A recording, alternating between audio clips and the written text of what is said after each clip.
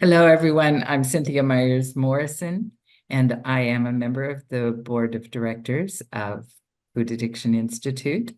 And welcome. Today, you are in for a treat. We have Olubunmi Aboaba with us from London, and Hello. I'm so excited for you to meet her. She is one of our newest board members, and she is just a delight, and you will enjoy hearing her experiences and what she plans to do as a board member this year. So, Thank you. Bumi, please share with us about, if you will, about your personal story to start with. Yeah, I'm going to try and put it as succinctly as possible. But yeah, I started off, and looking back, my primary addiction was food. I didn't realize that going through the years, but I remember very clearly the age of 7, 8 when I was a latchkey kid. And my parents went to work, they worked full time. So I went to school with a gang of friends, came home, had a key, let myself in. And I always had, my mum was brilliant. So before they came back from work, they always left me, my mum, like a lovely red and white flask of tomato soup and a sandwich and a drink and a little chocolate penguin bar. I remember that so well. And that was what I had before they came home to cook the main dinner. So that was something that I always had this, came home, left to my own devices. I was the only child at the time. And I would, yeah, it was fun. I would have my snack, I'd watch television, I'd do my homework. But then we had this pantry, quite a large pantry. And I would go in there and there was biscuits, there was bread, there was peanut butter, there was jelly, there was all sorts there. And it was like, okay, what else can I have? So I would have, biscuits, cookies, put jam in the middle of it, eat that. And I knew from the start that there was something from not quite right because I would end up hiding it. So I would have the half a packet of biscuits and then I'd hide it at the back of the behind other things. So I was very much hiding stuff so I could eat it. So it was on my own secret stash, and it was something that became more and more of a thing for me. That wasn't just the snack my mum left me. I would have to go in there and it helped me change the way I felt. I was on my own. I was like, yeah, this made me feel happier. And then I would watch television and I was very much into books and escaping into characters and into the characters in movies. So I'd binge watch TV and eat, and all that kind of became my little world. Food was my best friend. So no longer was I just happy with the red and white flask of tomato soup and the sandwich and the little penguin bar my mum left me. It would have to go into there. And eventually I would start lying about it because my mum was going, that's gone missing or that's gone missing. And I'd say, oh, I dropped it and whatever. So there was the kind of little bit of guilt and shame because I was lying about what I was doing. But it was something that was became part of me. Then kind of through the years, education is very important. I came from a Nigerian background, very African. Education is everything. If you got a B, what happened to the A? That was basically it. B is not good enough. Your surname is Aboaba. A, what does it stand for? A for Aboaba. So you're getting A's. You're gonna be this. You're gonna be that. You're gonna be a doctor. You're gonna do as I say, kind of thing. And for me, I think the food came into it more and more, because I was nervous, because I had to do well, had to please. So that's when the emotional eating started to come in. Um, and then it kind of morphed from there. Just that sense of self-worth was pinned on my achievements and how well I did. I would get the I love you when I got my A's. And if I didn't get my A's, it was you're rubbish, you're useful, you're stupid. So that really did sink in that I had to do very well to get that love. I know my mum and dad absolutely love. My dad loves me to bits and everything. And looking back now, that's how he was brought up. So there's a lot of forgiveness there. There's a lot of peace around it. But that was really the start of my addiction with food, with having that as my best friend. I couldn't do without it. But then it morphed into alcohol. So as I got older, became a teenager, it was the alcohol came into it, and it acted faster. So for me, it was, instant. And then through the years, it was alcohol that took over everything. The food, so much so I cross addicted really. That was basically what happened.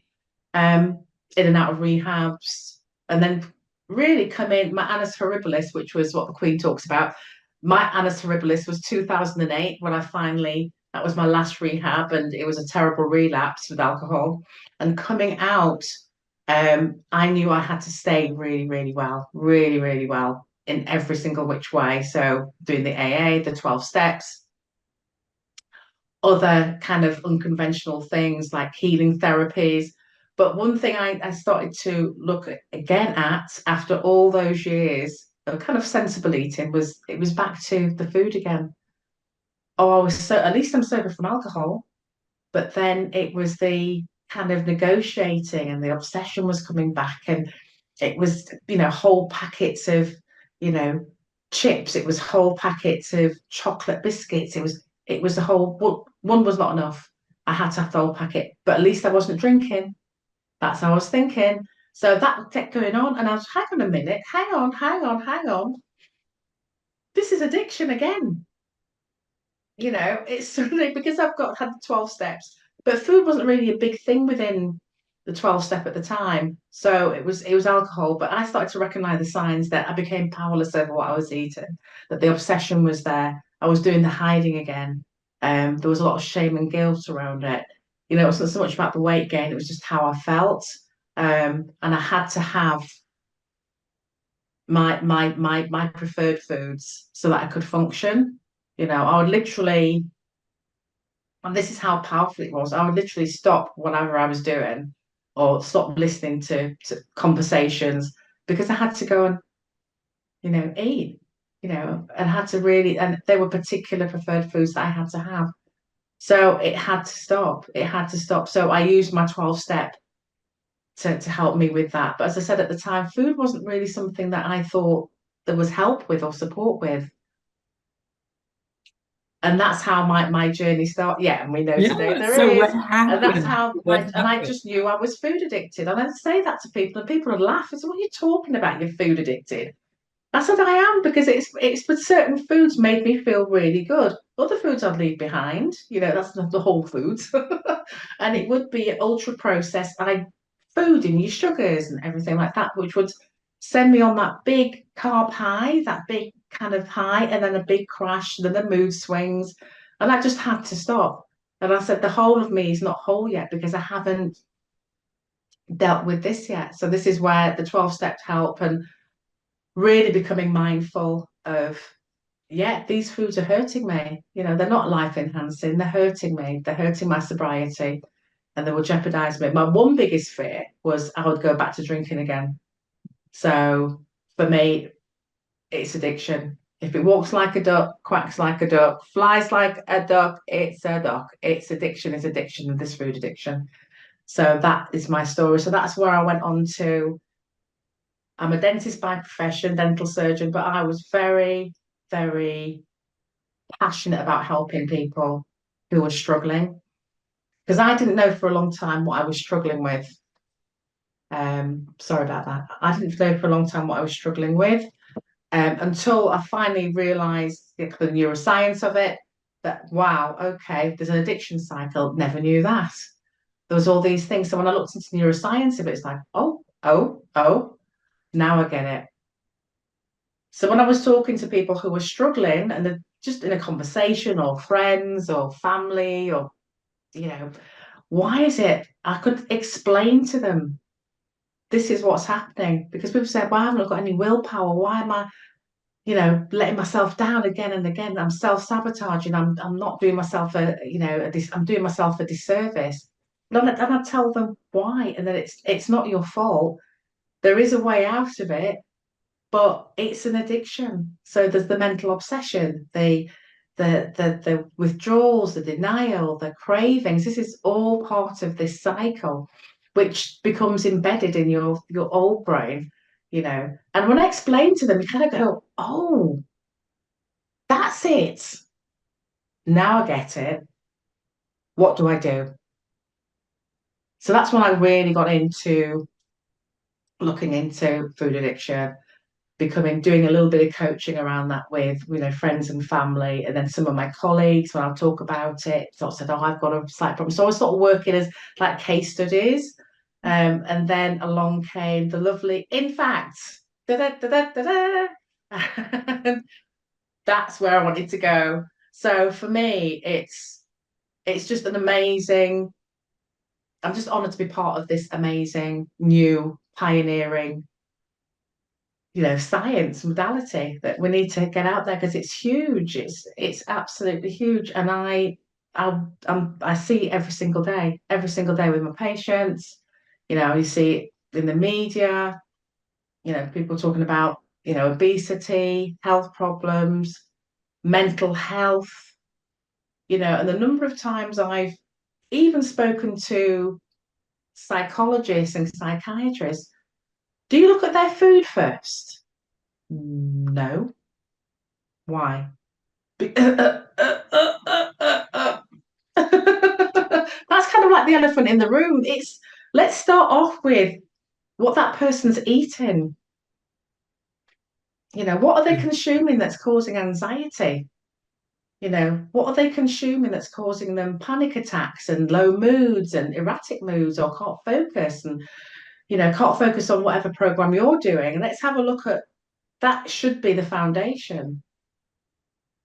And I'd guarantee you, I think it's over 50% of food consumed in the UK is of ultra processed food.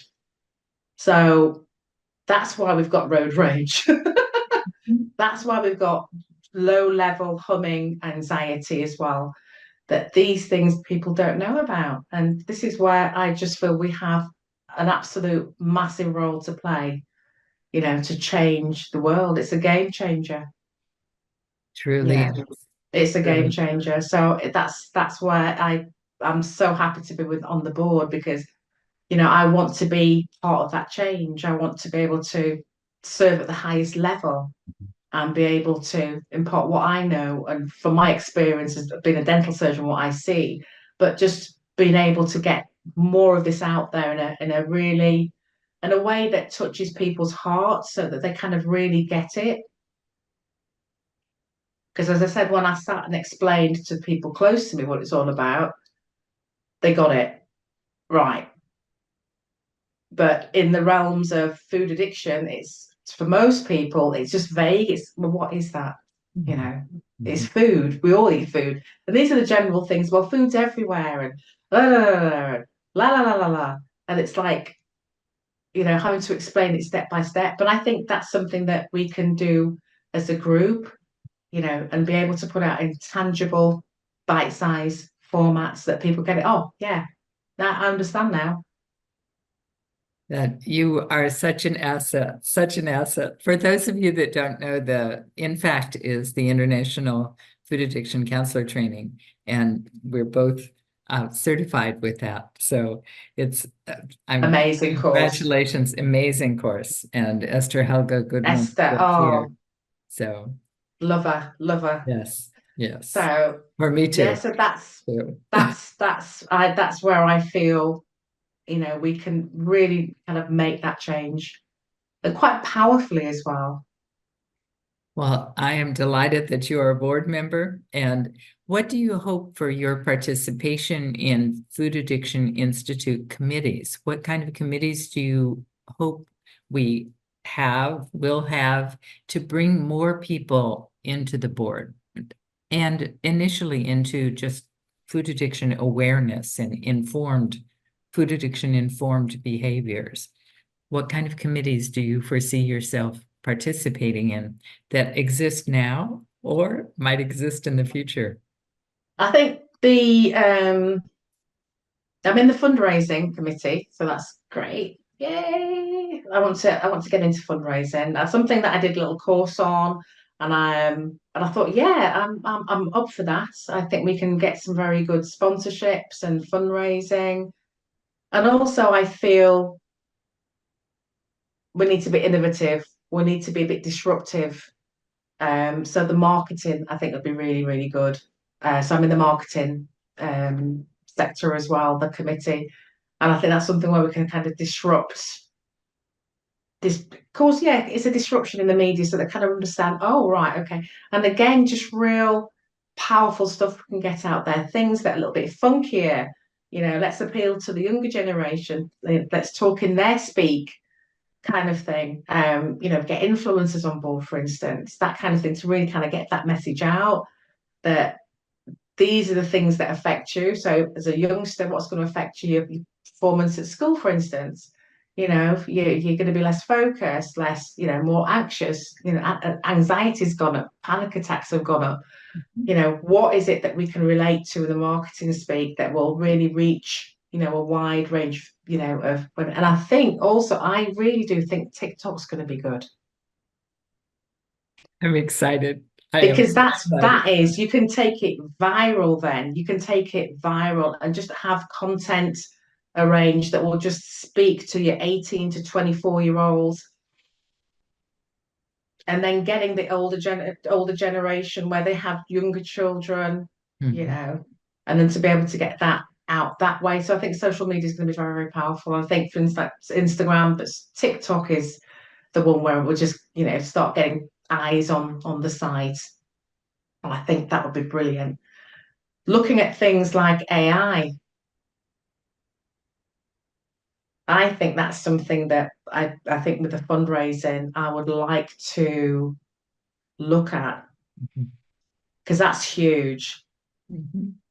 And there's AI healthcare, which means if we can have something that can be created for the Food Addiction Institute AI wise, that Mhm. people can maybe access and have things coming up. Are you struggling with? And then all the little questions and answers, little quizzes, so that it becomes an interactive thing. It's involved into something, not just a website, but it's just something that's interactive. People go there and go, yeah, I do. I am this. I do that, and and like, creating.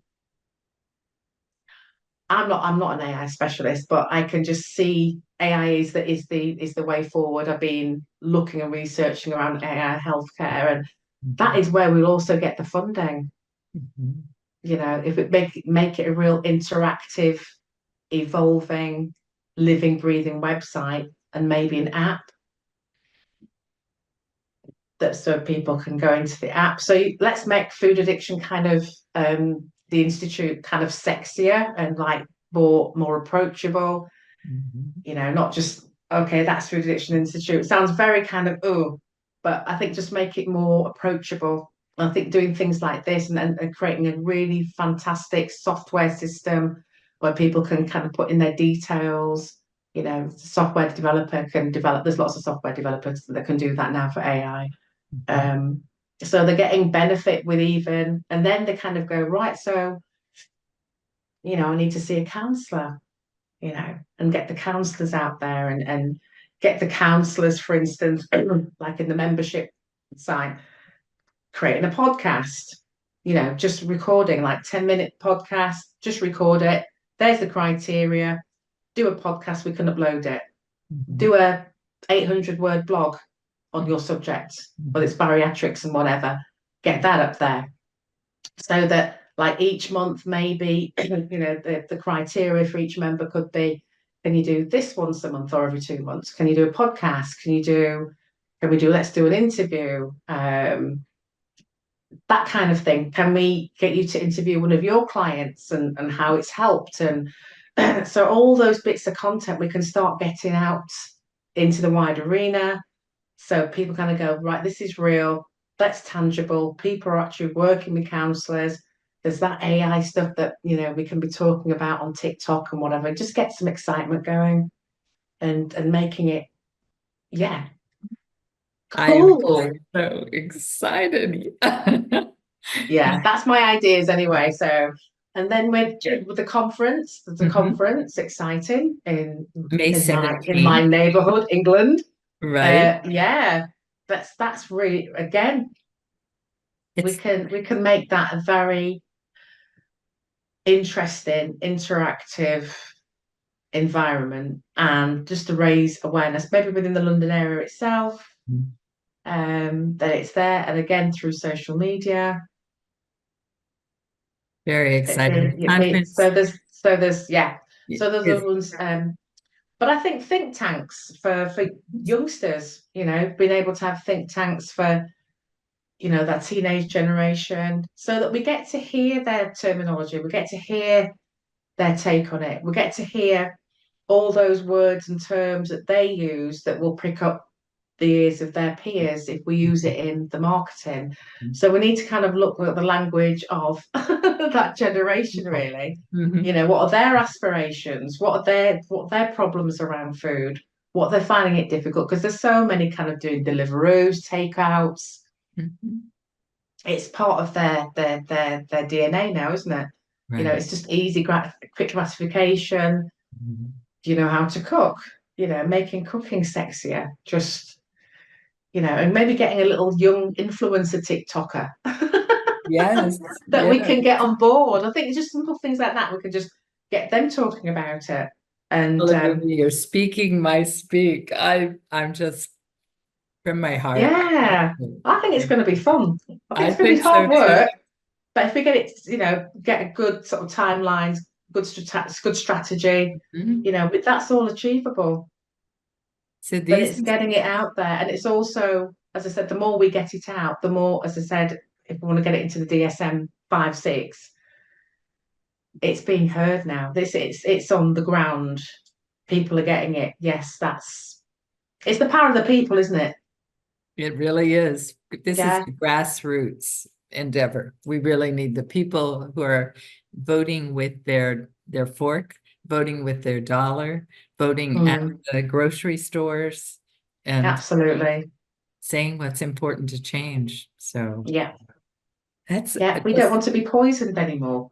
no, no, and not to Mm, poison our children and not to poison ourselves before we have those children, because that's a whole that's right. additional Yeah. piece. So what kinds of early interventions do you see possible with dentistry as one field and other areas? Well, the early intervention is the education. And that's something that we're kind of bringing into our practice. For dentists, as I said, they don't see a person as a whole. Mhm. And I think it's getting professions and again psychiatrists to see a person as a whole, to see people as whole.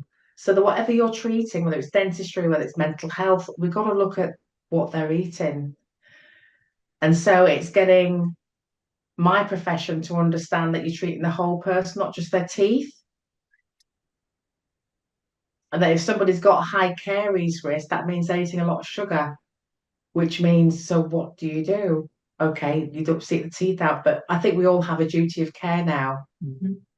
to say we need to look at your food as well. And even just simple, I suggested simple leaflets, questionnaires. So somebody walks into the practice and they do their medical history, they do when the last time I saw a dentist, but their medical history.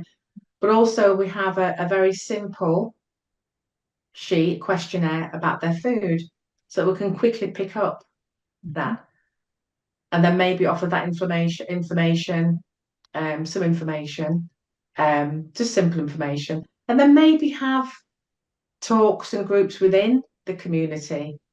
So invite them to the practice, do a community or the community church or whatever invite the children and the parents. So it's a ripple effect, isn't it? So you're starting from your own base and getting that right, Mhm.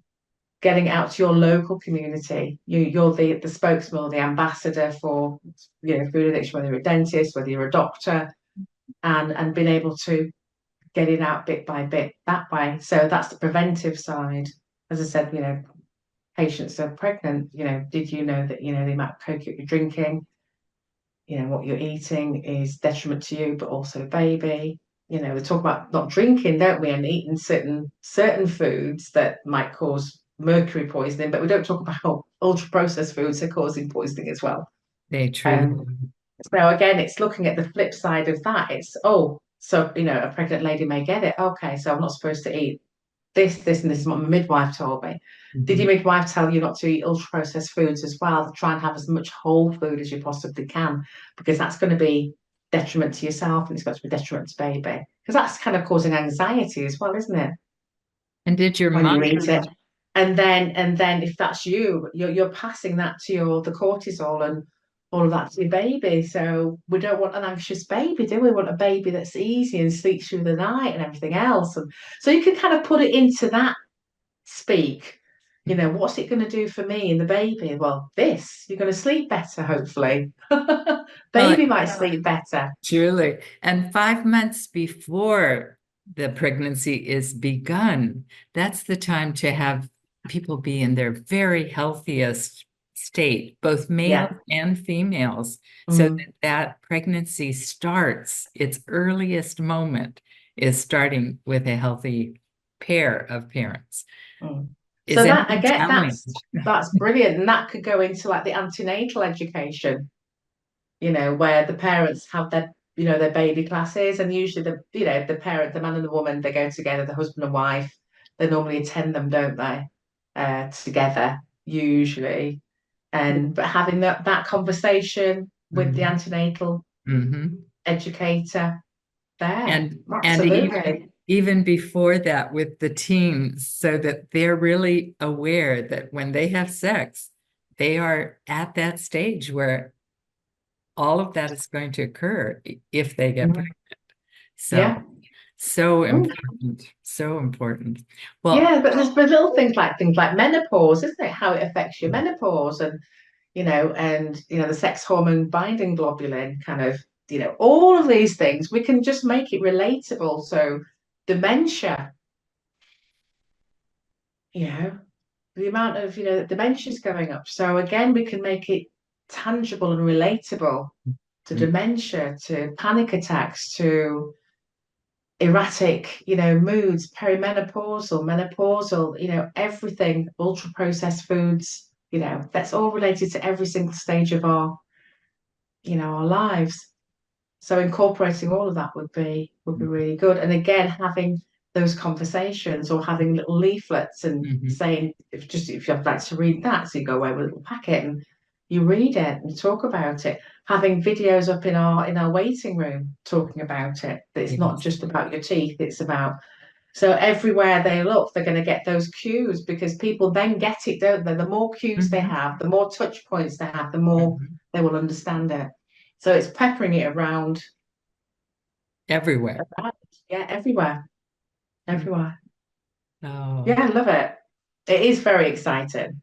it truly is. We are at a tipping point, I believe, and we're close. We're really close. So I think people are starting to kind of wake up to a lot of things now. I don't know if it's the energy that's happening, that I think the veil is kind of falling from people's eyes, that, what kind of world are we living in? Yeah. And Oh, what kind of world do we want to live in? So exactly. that's a Our segue. children or our grandchildren. Yes. That's a segue into, what is your blue sky view of what might be if we can make this the tipping point and move into this blue sky world? What would our world be, or how might our world be different, not just tomorrow, but in the future? What would be different? Karma for a start. Karma, just more peace. When we talk with our own clients, as I said, we talk about the individual becomes the masses, but the ones that we treat and that we work with are what was the upside of managing, their foods, removing ultra processed foods, calmer, less anxious, happier, more joyful in the moment, that mindful feeling. So we're going to come to a place of peace. So that's what I want for the world, peace and calm, understanding, healthier, because we're healthier, we can move, we're at the ideal what our weight's supposed to be. We're not having arthritis, we haven't got, all those metabolic issues, you Just know, changes. encouraging us to eat clean, eat, whole good foods. Mhm. Yeah, that's mine. Well, I share your vision. I share your vision and I celebrate it. What, are there any additional things you'd like to share? Because you're a board member, May 17th is the consensus gathering day for what people agree upon. What is it we Mm. agree upon about food addiction? When so many of us don't agree upon the name, sugar addiction, food addiction, carbohydrate sensitivity, et cetera, eating disorders, and getting into all of the overlaps with different things. So the mental and the psychological, the physical, the spiritual, that's happening May 17th. And um, so we're excited about, I'll be there. So Olubunmi will be Yeah, there. So we'll get to that's meet in interesting. person. Yeah, I think there are overlaps though, Mhm, mhm. Very much so. definitely. And food addiction runs right through the gamut. So Yeah, many there's people. Yeah, and I think it's to get an agreement. I think we need to have an agreement of what food addiction looks like. What does good look like? Because once we're in agreement, things start to flow, and then the people will get it. So we need alignment with, let's get aligned with what the general consensus is going to be and flow with it. Move forward. But I understand what you're saying, that we have so many different. We talk about binge eating and bulimia and anorexia and eating disorders and food addiction, but food addiction actually just runs through a lot of them as well. I remember reading an article and it does kind of run through it. So that's kind of the umbrella, isn't it? And the challenge is that the treatments are so different, that the treatment for all of the eating disorders has Yeah. been primarily moderation. And with food addiction, we treat abstinently, Mm. abstinence first from those substances and Yeah. behaviors that are troubling. From my perspective, that's necessary. In my Yeah. perspective. Because that's how that's how I got well. Mhm, mhm. Me too. Yeah. Our stories So I are stand strong in that one. our stories are very similar, very similar. Oh, I'd love So, to hear your story. I need to yeah, interview you, actually, Cynthia. wonderful. So, well, we'll Oh, continue this collaboration, and thank you. I'm looking forward to being a board member with you and to sharing in the enthusiasm and the delight that just radiates from you. So, Oh, thank you. I'm excited too. What's going to come? yeah, 2024. Woo, very can feel exciting. it. Can feel Well, it. Yeah. It's the well, start of fantastic, fantastic stuff. It's I like a ripple. It's going to be a ripple, then it's going to be a wave, and it's going to be like everybody will know what it's about. It's true. The waves are Mm. forming. Yeah. Just keep putting one step in front of the other. Yes. Yeah. Well, and if people are interested in participating in our committees, we have open committees that are available to allow people to come in, participate, and share their expertise, their desires to help the world, which we really do Yeah. want to I'd do. love that. Yeah, I'd love to get that out actually. There's a little, if we have a little kind of a little message that I could, on a link, that's something I can kind of push out to all my network. We want you and your network and the people that are around the world working in this field of food addiction and recovery. So thank you so much for being board Thank you, member, and Cynthia. I'm thrilled. 2024 looks like a wonderful, It wonderful is, yeah. year for Starting off, food addiction start off recovery. strong. Yes, yes, and finish strong Um, too. So yeah. for those of you watching, please join us. There are other YouTubes and so many different things that are the Food Addiction Counselor Training Program, as well as Food Addiction Institute YouTubes that are posted on our website. And just join us, come be part of this. And if you care to donate, we're always happy to receive small amounts. Even small amounts are very much Yeah. appreciated. So join us. And Olubunmi Aboaba, I am so grateful that you are part of this. Thank you. Thank you. Thanks, Cynthia. Yeah, look after yourself. Thank you. You Bye. too.